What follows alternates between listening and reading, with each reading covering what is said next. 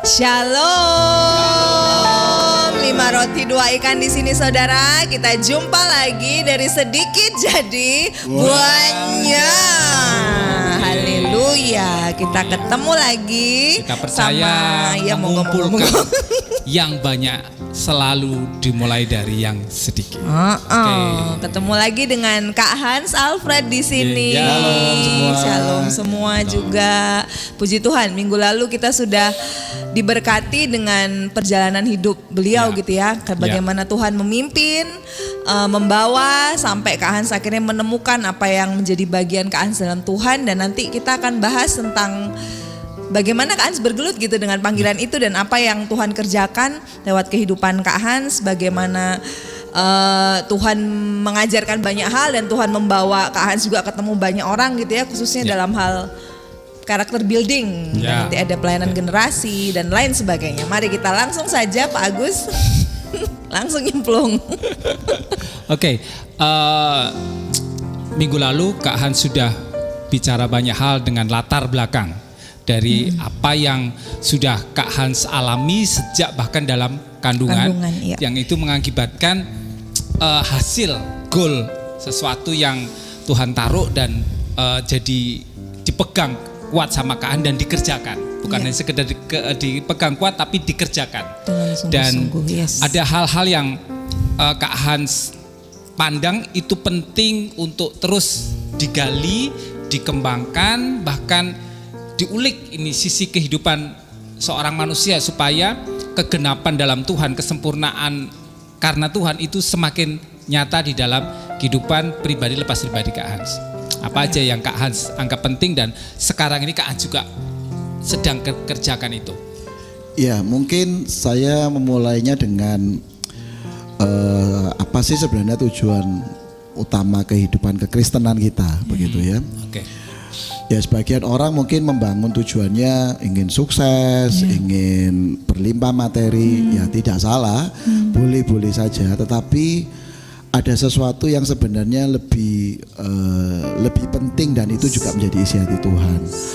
Roma 8 itu menuliskan bahwa Allah punya rencana, saya sederhanakan saja kalimatnya, bahwa Allah itu punya rencana untuk membuat kita, mengembalikan kita dalam semua prosesnya untuk menjadi kembali serupa dengan Dia.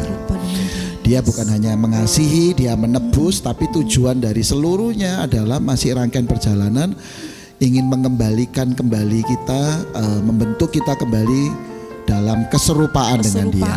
Jadi orang menyebutnya sebagai Christ likeness, jadi keserupaan dengan Kristus. Nah, bicara keserupaan dengan Kristus kan pertanyaannya yang serupa apanya?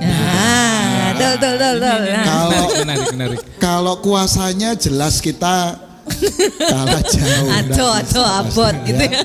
Jadi sebenarnya kalau kita bicara nature Allah, ya beberapa teman-teman teologi memberi catatan buat kita bahwa nature Allah atau kualitas Allah sebenarnya itu bicara tentang karakternya. Tentang karakternya. Bahwa apa yang kualitas apa yang sangat kuat ada pada Allah. Tentu selain kuasanya yang tidak terbatas, yang begitu luar biasa, tapi ada satu hal yang lain yang ini Dia bisa bagikan dan Dia ingin kita miliki. Nah, yaitu adalah karakternya.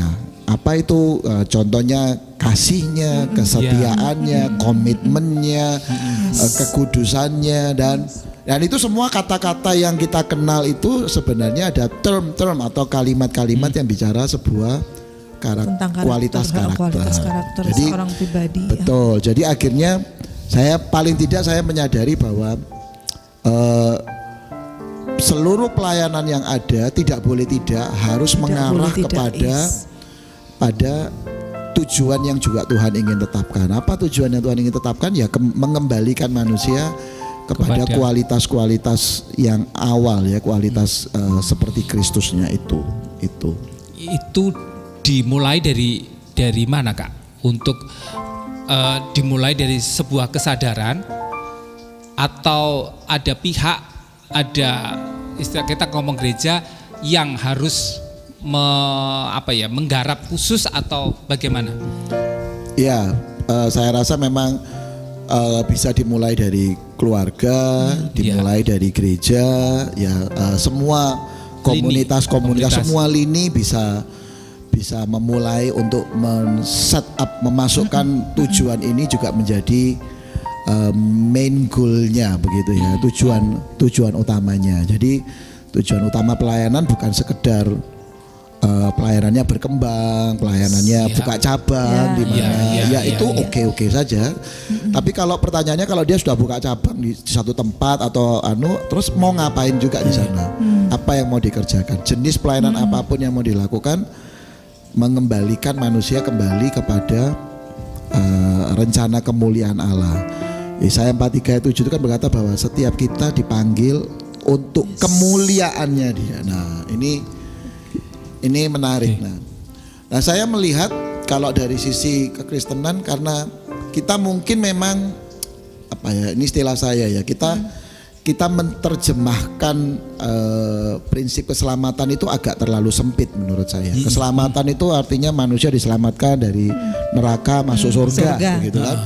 Ayat yang paling sering dipakai kan Yohanes 3:16, karena begitu besar kasih Allah kan dunia ini sehingga yang mengaruniakan anak yang tunggal supaya barang siapa percaya kepadanya tidak binasa melainkan beroleh hidup yang kekal. Nah, kata hidup yang kekal ini kan seringkali dikonotasikan sebagai pokoknya hidup selama-lamanya begitu. Tidak berbatas. Ya. Nah, padahal kata hidup yang kekal ini kan diambil dari bahasa aslinya kan sebenarnya zoe. Ya, kata zoe itu sebenarnya maknanya the quality of God atau the seed of God, benihnya Allah gitu. Nah, kalau ini dalam pelajaran biologi, kalau sel sperma sama sel telur bertemu, sel sperma kuda bertemu sel telur kuda, menghasilkan zigot atau benih kuda. Ya tinggal ditunggu aja benih kuda itu pasti akan menjadi kuda, tidak mungkin jadi kucing, tidak mungkin jadi anjing.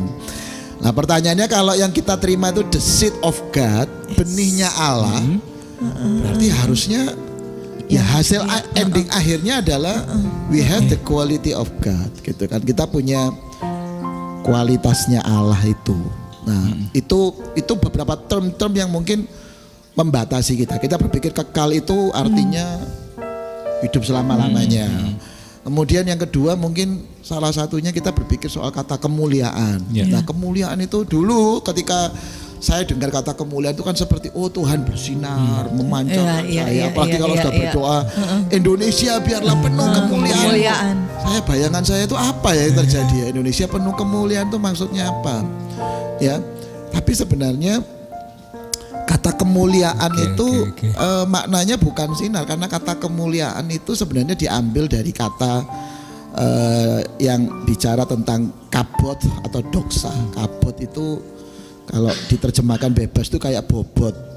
Ya, nah bobot itu kan kalau kita bilang anak itu lo kecil tapi berbobot. Nah, artinya ada yang menyebut the heavy of God atau bobotnya Tuhan. Jadi bobot di sini jelas bukan berat badan, bukan berat fisik, tapi bicara the kualitas. Ya, kualitas. Nah, yang menarik dikatakan bahwa Yesus mati untuk menebus kita dari sebuah cara hidup. Lawan katanya kemuliaan itu hidup yang murahan, sia-sia. Nah, jadi Yesus mati.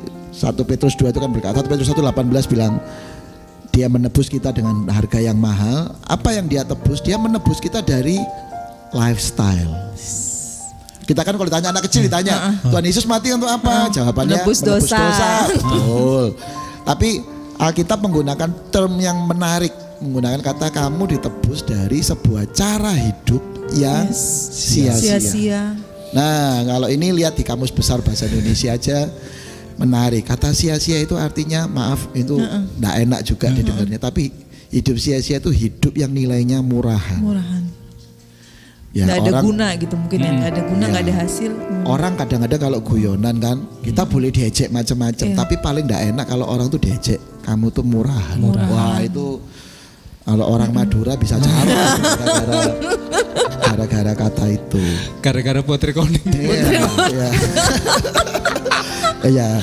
Jadi ada pembicaraan soal potret connect. Apakah itu biar jadi misteri kita. Oke. Ya, silakan. Jadi term-term yang mungkin diperkenalkan kepada orang untuk lahir baru itu karena tidak tepat, akhirnya memang mereka punya destiny-nya juga tidak tepat ya. Mereka berpikir, oh ya saya diselamatkan, betul Tuhan mengasihi untuk menebus saya dari dosa supaya saya terima keselamatan yang pengertiannya keselamatan itu adalah sekedar hidup kekal. Padahal Tuhan punya rencana tadi Yesaya 4:37 supaya hidup kita itu penuh kemuliaan. Nah, kata kemuliaan itu hidup yang penuh kualitas, mahal, bernilai. Nah, kalau dalam hidup kita apa itu yang bernilai, yang mahal? Jelas bukan bicara physically materi. Karena materi hari ini ada, besok bisa lenyap ya.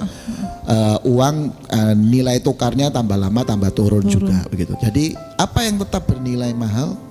Ya karakter itu. Kepribadian kita. Karakter kita. Dalam sih. Iya Pak. Oh Pak. Seru iki Pak anjene ya. Dan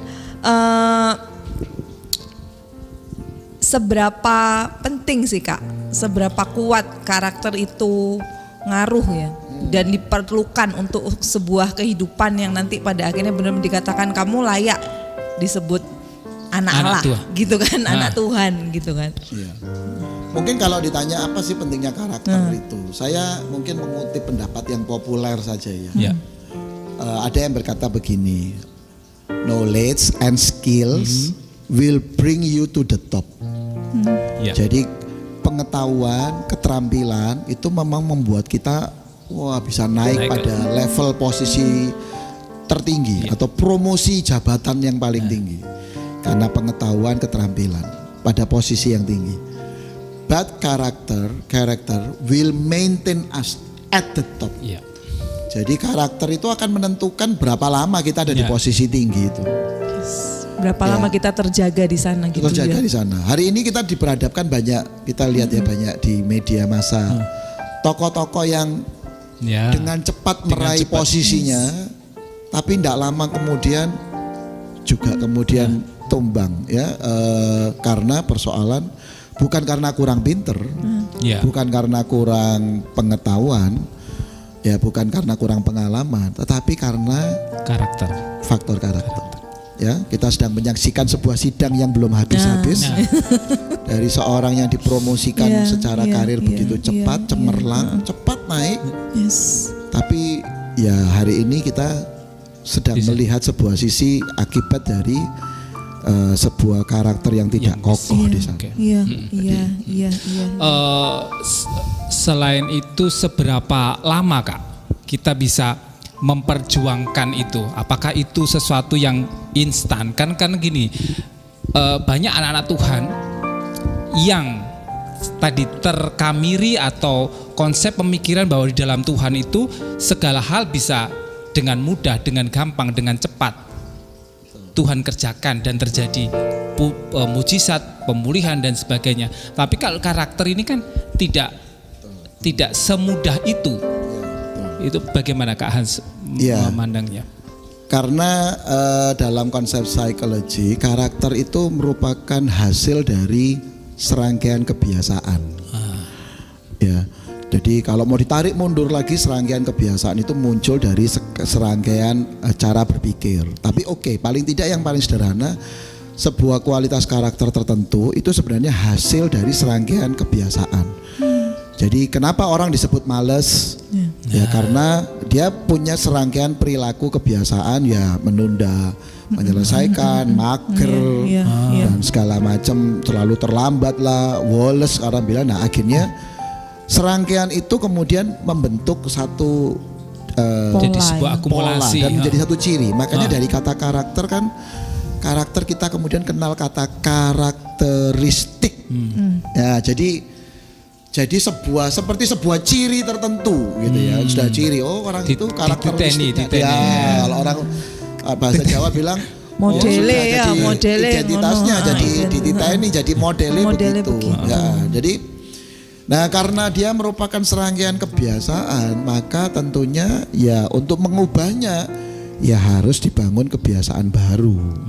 Nah, ini yang tentunya ya beberapa karena mujizat dan anugerah bisa berlangsung cepat.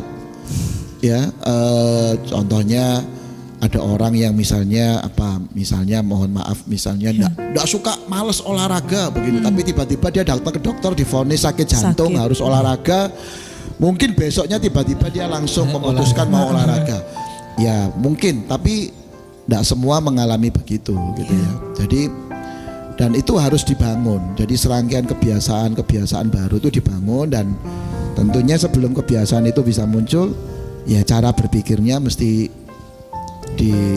ditata ya, di mindsetnya ditata kembali. Nah itu yang sehingga kalau ditanya Agus tadi kira-kira berapa lama, ya mungkin sampai kita dipanggil pulang.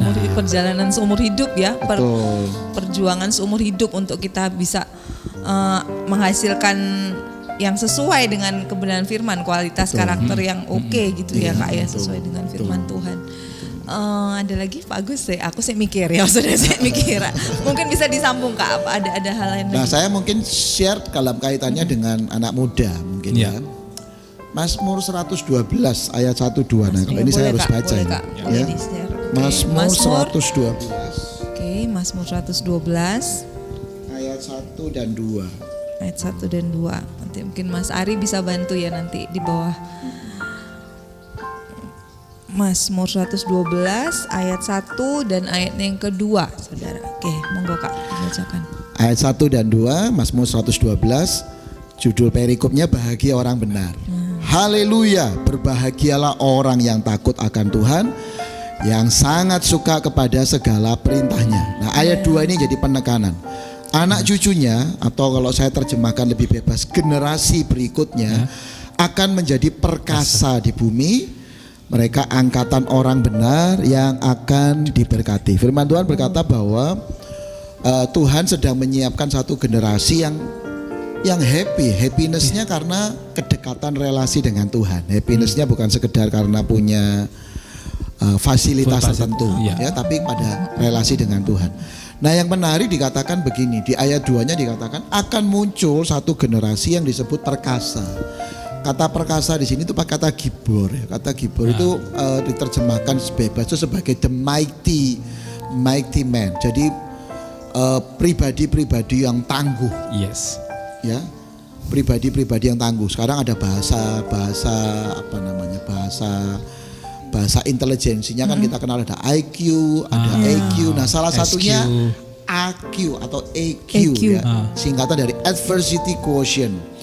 Ya, adversity quotient itu adalah kecerdasan untuk menjadi pribadi yang tangguh menghadapi tantangan persoalan. Ya, muncul istilah baru mungkin yang menyaksikan semua kita akan mendengar istilah ada grit ya, ada buku judulnya Grit, atau kita kenal istilah gigih gitu ya. Jadi yang pantang menyerah, persisten, itu kalimat-kalimat yang mirip yang menceritakan tentang akan muncul satu generasi yang disiapkan Tuhan yang punya kualitas tangguh, ya perkasa, dan mereka kemudian juga mereka perkasa, tangguh, dan mereka punya ciri yang berikutnya adalah mereka disebut sebagai angkatan orang benar. Kata orang benar di sini pakai kata upright. Jadi upright itu secara sederhana adalah orang-orang yang menegakkan kebenaran. Ya. Jadi menegakkan kebenaran. Jadi tahu yang benar dan mau menegakkan kebenaran. Baru berikutnya urutannya tepat. Saya pikir Alkitab firman Tuhan tepat. Baru urusannya terakhirnya anak angkatan yang diberkati. Baru terima berkat. Jadi berkat pasti mengikuti. Betul. Gitu ya, jadi dari catatan firman Tuhan ini akhirnya saya semakin menyadari bahwa betul bahwa yang Tuhan siapkan pertama itu kualitas karakter, ketangguhan. Ini kan bicara karakter. Kemudian bicara di dalamnya adalah prinsip-prinsip kebenaran, ya di dalamnya menegakkan kebenaran. Ini bicara soal knowledge, wisdom dan sebagainya. Ya. Baru kemudian aspek yang ketiga menjadi pribadi yang diberkati. Nah sayangnya kita kan terbalik. Dibalik ya. Yang kita kejar itu ya. Bahkan bukan terbalik, yang dicari yang nomor 3. Yang nomor 3 itu. Betul. mungkin bisa diraih, bisa, saya yakin juga bisa. Tapi ya itu tadi, yang seperti tadi perumpamaan tadi, quote yang tadi itu berkata, dia bisa cepat meraih kekayaan, keberhasilan, tapi karena tidak punya fondasi karakter yang kuat, ya akhirnya juga cepat runtuh ternyata, cepat runtuh. Nah itu sih. Bahagia orang benar tadi dikatakan. Betul. Jadi orang benar tuh ya bicara masalah orang yang punya kualitas karakter tadi yang disampaikan sama Kak Hans, dan dikatakan kebahagiaan mengikuti loh. Jadi kalau mau bahagia mesti merhatikan benar ya Kak ya, karakter kita, model diri kita sendiri gitu ya. Nggak bergantung sama model orang lain, tapi model diri kita sendiri mesti diperjuangkan sedemikian rupa sehingga kebahagiaan itu muncul gitu. Karena sumbernya dari diri kita. Lalu tadi dikatakan berbahagialah orang yang takut akan Tuhan, terus kemudian sangat suka kepada segala perintahnya, dan ada jaminannya luar biasa loh, sudah anak cucu itu tadi perkasa, angkatan orang benar akan diberkati. Jadi yang saya tadi dapat rema bahwa ya kebahagiaan itu sesuatu yang harus kita perjuangkan sendiri, dan itu bisa kita dapat lewat perubahan diri kita, perubahan hati kita, perubahan karakter kita, mindset kita gitu ya, kayak pola pikir, bagaimana kita menjalani hidup, bagaimana menyikapi segala sesuatu yang terjadi. Kan sekali lagi hidup itu ya mendefinisikan maunya Tuhan apa sih sebenarnya lewat setiap peristiwa yang diizinkan terjadi. Dan kadang saya berpikir kita ini seringkali itu ada dalam satu kondisi yang seperti sedang memburu sesuatu yang seolah-olah itu tidak kita punya. Padahal saya justru meyakini bahwa sebenarnya peran kita ini justru mengelola apa yang Tuhan telah beri. Yang ada, yang sudah ada ya. Yang Tuhan sudah sediakan. Jadi saya selalu mengibaratkan dengan begini, ilustrasikan secara sederhana bahwa sebenarnya apalagi kita yang telah menerima Kristus sebagai Tuhan dan Juru Selamat, sebenarnya begitu banyak yang Tuhan telah sediakan. Dan kalau kita tahu dari awal manusia diciptakan, semuanya sudah disediakan Allah lebih dulu.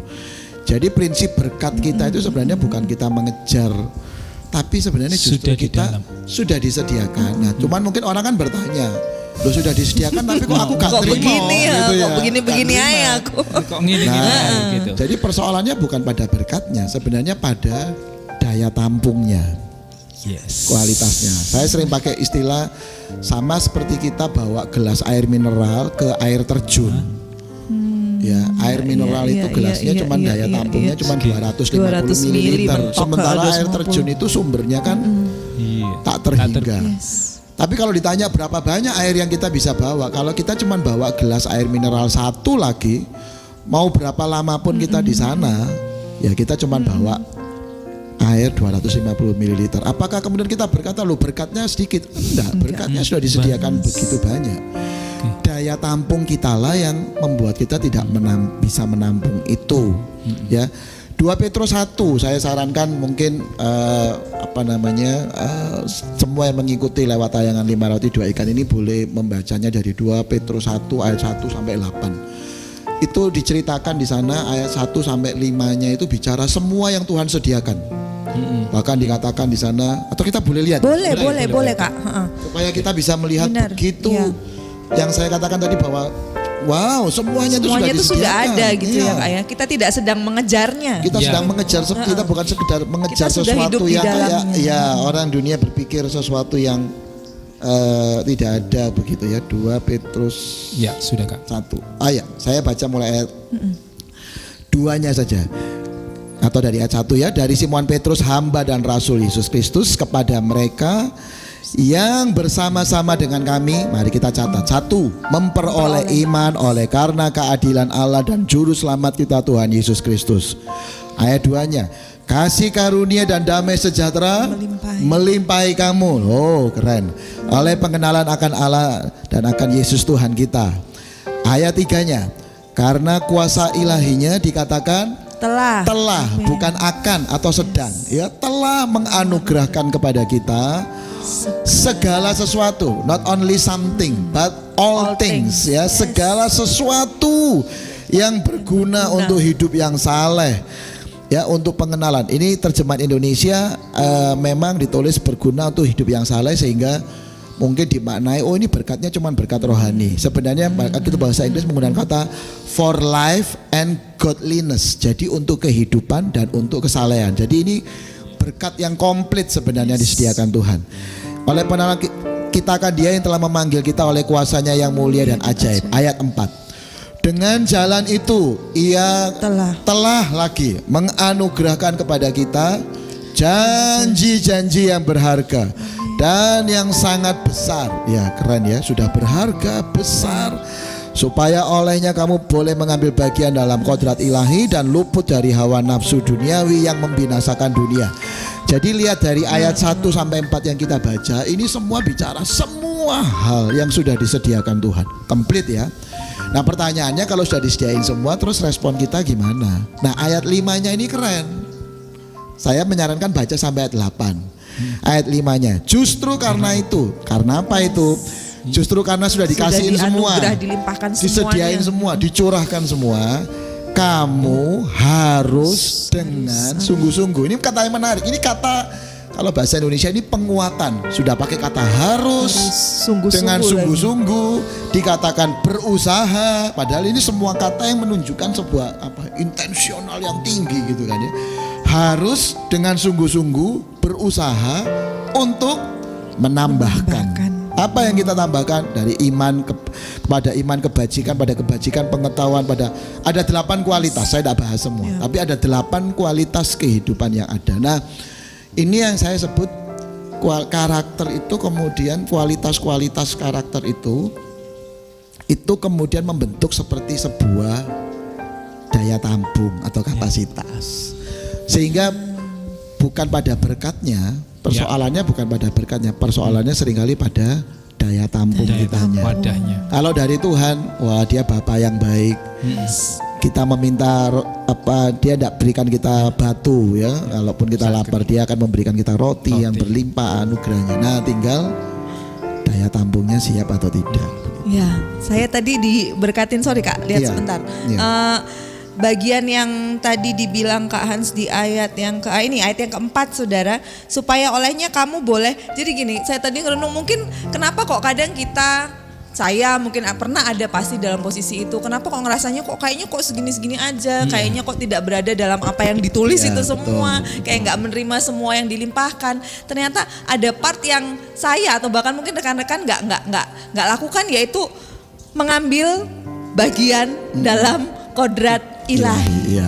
Nah, kita ambil bagian dalam kodrat ilahi. Jadi menghidupi mengambil bagian dalam kodrat ilahi yang Tuhan udah sediakan saat kita udah ada di sana, ada di dalamnya gitu kan ya. Jadi kita bisa ngerasain hidup kelimpahan yang sebenarnya gitu loh. Betul. Bahwa sebenarnya kita nih limpahnya luar biasa. Mungkin saya nggak mau saat itu gitu ya untuk mengambil bagian yang Tuhan udah sediakan, kodrat ilahi yang Tuhan beri itu. Jadi ambil bagian kita, saudara, karena semua udah dilimpahkan gitu. Gini, setiap manusia itu butuh dan mengejarnya yang namanya kebahagiaan. Betul. Dan kita sering kali diserongkan, paradigma kita diarahkan bahwa sesuatu yang bahagia itu sesuatu yang kita dapatkan dari luar. Betul. Sesuatu yang asalnya dari luar. Yang asalnya dari luar. Sementara dari hal ini kita pelajari sama-sama bahwa sebenarnya itu sudah ada, menjadi bagian kita, dan kita ditarik, diajak oleh Tuhan, diundang oleh Tuhan untuk ada bersama-sama menikmati yang namanya kebahagiaan itu, yang namanya kelimpahan itu, yang namanya keberkatan itu. Ya, betul. Gitu kan?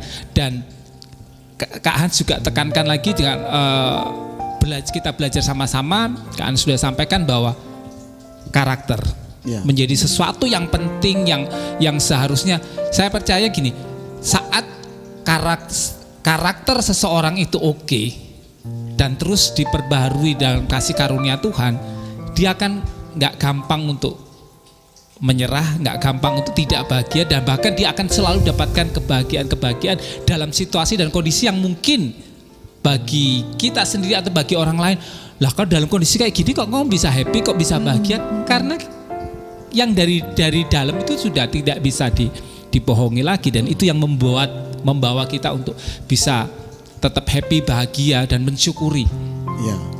Ya.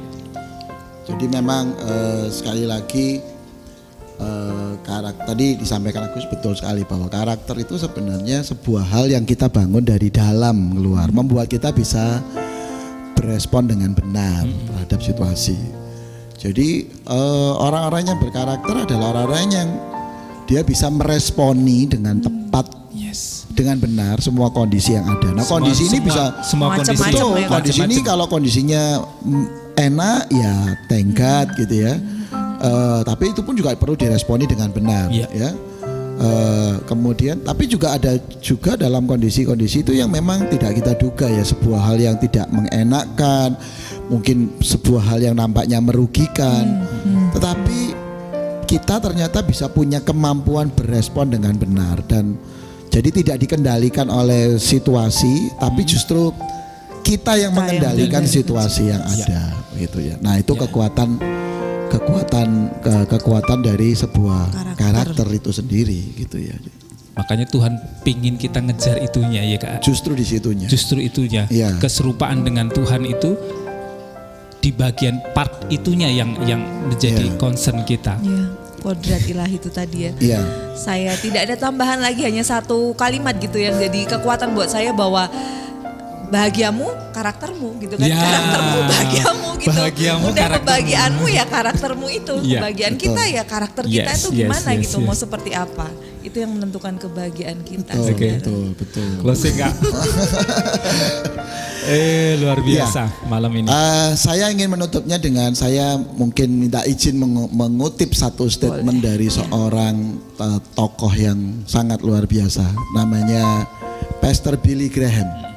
Ya, Pastor Billy Graham pernah mengucapkan sebuah statement yang berkata begini, khususnya terkait dengan karakter.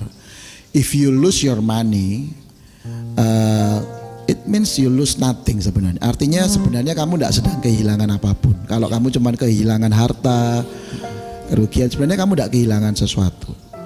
If you lose your health, kalau kamu kehilangan kondisi kesehatan, nah itu you lose something, ada sesuatu yang memang terganggu, hilang dari hidup kita. But if you lose your character, you lose everything. Engkau sedang kehilangan, siap-siap kehilangan semuanya. Ya, artinya apalagi tanpa anugerah Tuhan, saya menyadari ini tidak mungkin kita lakukan. Betul. Ini tidak mungkin. Itu sebabnya dari awal Allah pun turut bekerja di dalamnya. Proses karakter, kalau kita mengandalkan kekuatan kita membangun karakter kita sendiri, wah tidak pernah tuntas kita berkali-kali. Tapi sekali lagi kita bersyukur kita punya Allah yang dalam proses ini dia yang bekerja bersama-sama dengan kita, bahkan yang turut mengerjakannya.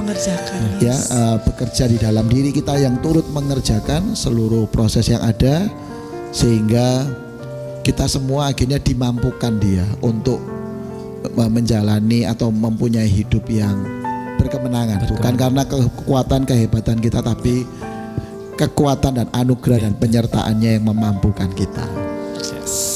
Ya. Puji Tuhan. Jadi mari sama-sama izinkan aja Tuhan semakin bekerja tambah nyata gitu ya, mengubah diri kita sehingga terbentuk, dan yang enak lagi ya kita sendiri kok, keluarga kita sendiri kok, sekitar kita yang akan menikmati itu, dan juga pasti diri kita sendiri. Itu saudara, sesi kali ini. Nanti kapan kita akan kontak Hans lagi ya Kak ya. Kita akan bahas yang lain-lain lagi, karena ada banyak yang bisa dikulik dari apa yang Kak Hans dapatkan dari Tuhan. Itu saudara, kita sampai jumpa kembali. Immanuel, Tuhan Yesus menyertai kita semua. Damai sejahtera melimpah buat kita semua. Bye. God bless you.